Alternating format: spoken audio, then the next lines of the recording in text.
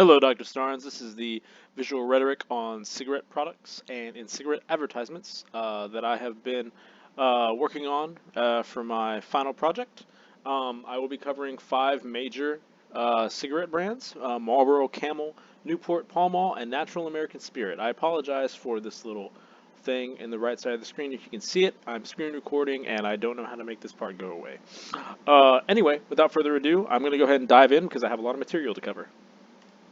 So, diving into purposes. So, Marlboro has been around since 1924, and their first goal was to make cigarettes more attractive to women. Um, in doing so, they wanted to ignore the dangers of smoking. That was later on, of course, whenever more ideas came to the forefront, more science was done, more research was done. And they wanted to focus only on the enjoyment of smoking and help with the quote unquote cool factor of smoking. It's been seen as a cultural thing that it is cool to smoke in some aspects. And if you look at the Marlboro Man here, after the introduction of the Marlboro Man, extended advertisements more to men than women. They extended advertisements more to men than women, and then Marlboro eventually became the quote-unquote manly cigarette. It became a manly thing to smoke. If you look in this advertisement right here, you have Marlboro, and then you have the man here just working on his farm, whatever it is he's doing. This cowboy again. Smokers and non-smokers alike know that Marlboro Reds have a nickname for being called cowboy killers because they are so strong and so well done. So yeah, this is their purpose here with this advertisement is to sell more to men and to convey that. And look, he's already wearing the red and white like in the like on the box. So for Camel, their idea has been to make cigarettes look fun and make cigarettes sound less unhealthy and make cigarettes seem more attractive for recreational activities. So if we look at this advertisement, we have their mascot Joe Camel. Smoking his cigarettes, playing the piano out at probably a club, wearing nice clothes while he's smoking cigarettes. So it conveys this message that you too can smoke and have a good time. Whether out in a club, whether you're playing an instrument, whether you're wearing a suit, you're at a black tie event, whatever it is that you're doing, you can have a good time smoking a Camel cigarette. It also catches the eye with all the colors and everything going on. So that has been Camel's purpose with their advertisements and their packaging. Purposes continued here for Newport. They've been around since 1957, and their whole idea has been, so there are smokers already around this time period, so their idea has been to appeal to menthol smokers, those who enjoy that minty, that fresh taste. They do have other products that are non-menthol, but the majority of their products are mentholated. So they appeal to young smokers, and they try to appeal to African Americans. There is a statistic done, I found this through my research, that the majority of African American smokers smoke menthol cigarettes. So, with that, Newport has broken down an ad here: bold, cold, Newport. So bold, it's got a nice, good flavor. Cold, you got that rhyme, bold and cold meaning the menthol that comes through it. It's good on your throat, good on your lungs, and then Newport, the brand, light on it. Light the cigarette, light up on it, you'll get that bold, you'll get that cold, and then cool and cold, Newport is. So implying so that Newports are cool. They're the kind of cold that you want in your for your smoke. They're the kind of cold you want to enjoy. And even then, another color thing here that you can see, blue in the background, kind of like that minty idea. The mintiness, the menthol. Purposes continued from Pall Mall. They've been around since 1899, and strangely enough, they're the ones that appeal to smokers on a budget. They want to be the quality yet affordable cigarette, and they want to appeal to younger smokers because, of course, young people typically are the ones that have less money. It's good to look at, good to feel, good to taste, and good to smoke. So they just want to keep emphasizing the word good, just kind of get that into your mind that Pall Malls are good regardless of the price you pay, that they are good for you, that they are good to smoke, that they're good to feel, everything about, they want to give you every kind of sensation about the product. So that you can kind of think, oh, I want something that looks good, I want something that feels good, I want something that tastes good. It really appeals to the human condition of wanting something good in your life. You want something good, you want something that will give you pleasure, that will give you a sense of goodness. And then, of course, outstanding, and they are mild. So they emphasize the mild because if it's a cheaper cigarette, although it won't necessarily be high-quality tobacco, it'll still have kind of this harsh taste. So they want to emphasize that they are mild. They're good. They for being a cheap cigarette, they are a good cigarette. And of course, they do a lot with their packaging as well, but we'll get more into their packaging later. Moving on to Natural American Spirit. They've been around since 1982, fairly young for the cigarette game. And their whole purpose is to appeal to young smokers, appeal to quote-unquote health-conscious smokers, appeal to environmental welfare supporters, and be the quote-unquote good guys in a dangerous industry. And as you can see, this is proven through their advertisement, real simple difference. So Natural American Spirit wants to emphasize how natural their product is. They want to say that it is real, it is simple, it is different from their competition, since they claim on their tobacco ingredients tobacco and water. Although there is no such thing as a safe cigarette. In fact, these guys got in trouble, and I looked it up through my research. These guys got in trouble for using the word natural to describe their product because it was seen as deceptive, because there is no such thing as a safe cigarette. If it is tobacco and it has nicotine in it, it is a dangerous product because it can cause cancer, it can cause emphysema. Nicotine is not a good chemical. It's not supposed to be, so it's just an enjoyable chemical. They're just trying to be different and have this type of artistic aesthetic that appeals to young people with all the very different colors that they provide. So the audience in this case would be, for Marlboro, it is men and women, any age or ethnicity. Camel, mainly younger men. Newport, mainly African American women and young people. Pall Mall, men and women on a budget. Again, they are the cheaper brand. Natural American Spirit, mainly young people and those looking for a more quote-unquote natural cigarette. But you're going to have to shell out that money for the American Spirits because they run about $8 to $9 a pack. Whereas Marlboro is around $6, Camel's around $6, Newports are around $5, Pall Malls are around $4, and then Natural American Spirits are around $8 or $9. Because of their quote-unquote quality natural tobacco. So the historical and cultural significance of smoking with ads and the way that the packaging has developed throughout the years. So beginning with pipe tobacco, later cigars, and of course much later paper was used to roll tobacco. That's how cigarettes came about. Finding all this in my research was really interesting, by the way. It kind of broke down the history of cigarettes, although no one knows exactly where cigarettes themselves originated. They think it was men in not World War, but in a certain war, soldiers wanted to smoke their pipe tobacco, but they didn't have their pipe, but they had a certain paper on them that they figured, hey, we could just roll this up and then just smoke it this way. And that's how cigarettes came about. But later, they become a symbol of peace and relaxation, later a symbol of class and power with things like cigarette cases and luxury cigarettes like Dunhill or Nat Sherman.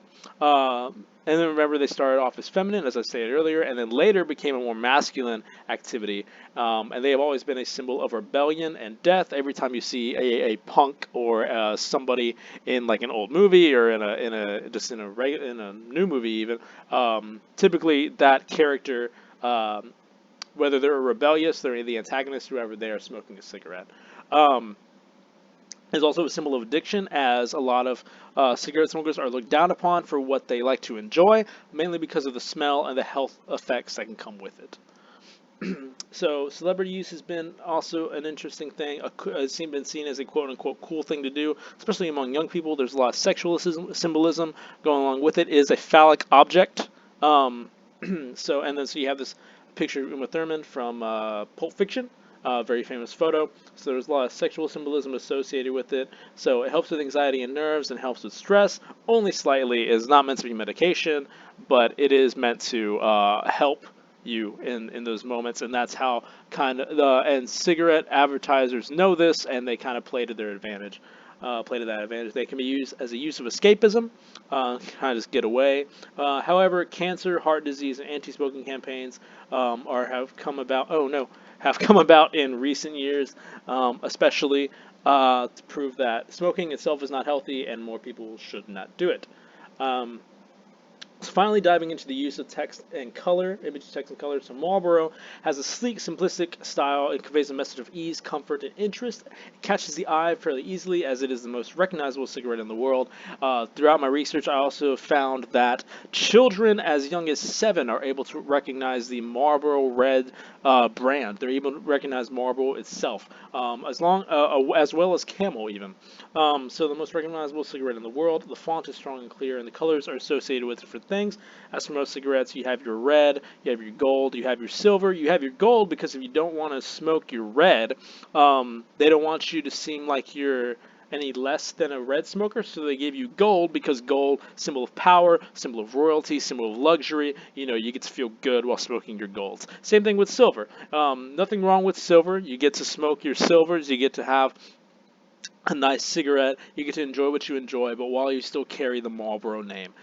As well as the font here, you got your 2 little cigarettes sticking out right here with the L and the B, and then you've got, like I said, a very simplistic, very open style for everyone to look at. For Camel, use of Camel conveys an exotic message. People trust ads with a mascot, typically. That was also in my research. The design is more complex than most.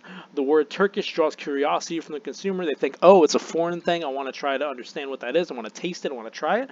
Packaging also looks foreign in itself, and it's like a piece of art. A lot of piece of art has to be developed to develop these packages, and the colors also mean different things. So you have your reds, which are your regulars, and like I said, look at this artwork. They're like, it's like taking you into Turkey. It's taking you into a Middle Eastern area. With their Turkish blend of tobacco that everyone gets to enjoy. Same thing here, they have, and here's where they copy Marlboro to a point with their Turkish blends. So they have Royal, Gold, my personal favorite, the Silver, and then my girlfriend's personal favorite, the Jade, which is a menthol. Which menthol, it's universally used for green is universally used for menthol, and so they hope to catch your eye with all these things, especially these, because they're very colorful. Even though they're very new, these didn't used to be the old artwork. And of course, they have their Crush line, involving a lot of menthol. and appealing to more menthol smokers. And they have their number 9s, which are appealed a lot to women. I went out and bought a pack of these, and just to see what they were like. And yeah, they're definitely advertised as more of a luxurious cigarette, given the black and the pink on top of it, as they appeal more stereotypically, however, to women.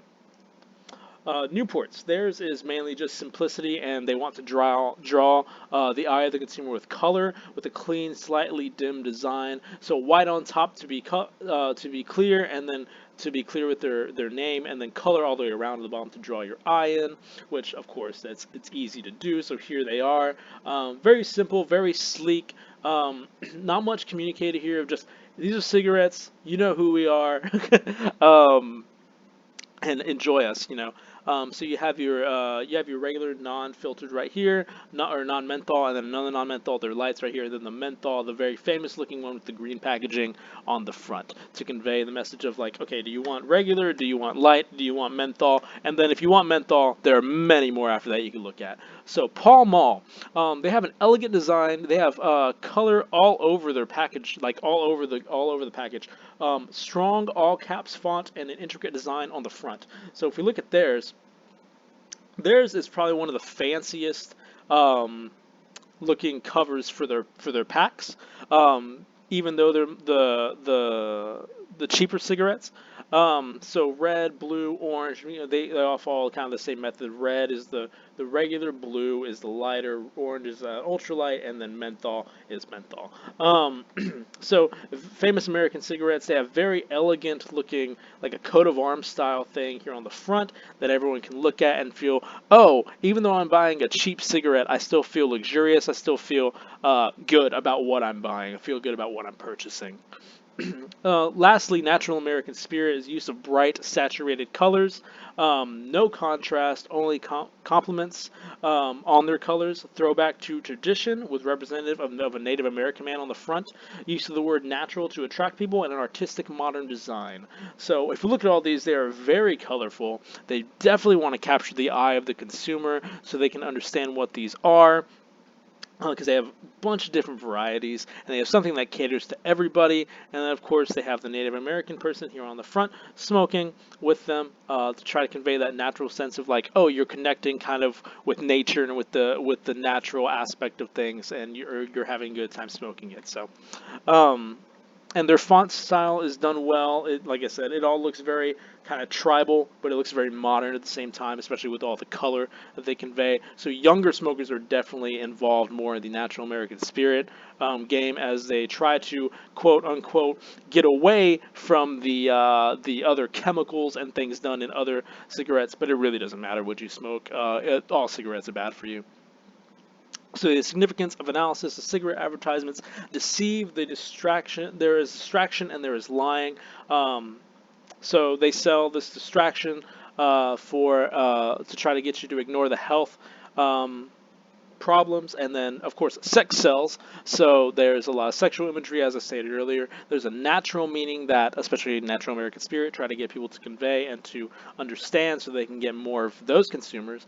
There's a lot of impression on teenagers and young adults to start smoking, and that was a lot of what my research was founded on, was that cigarette advertisers, whether with their packaging or with the ads themselves, attract young adults, and they attract teenagers with what they're doing. So it's a very deceptive industry, along with the health risks that they try to ignore, the availability of the cigarettes to minors and to young people, and then the fact that it is a billion-dollar industry places a great deal of significance on this analysis, that it is important to understand what it is that advertisers are doing, what corporate executives are doing, and how they try to convey their messages through visual rhetoric to their consumers.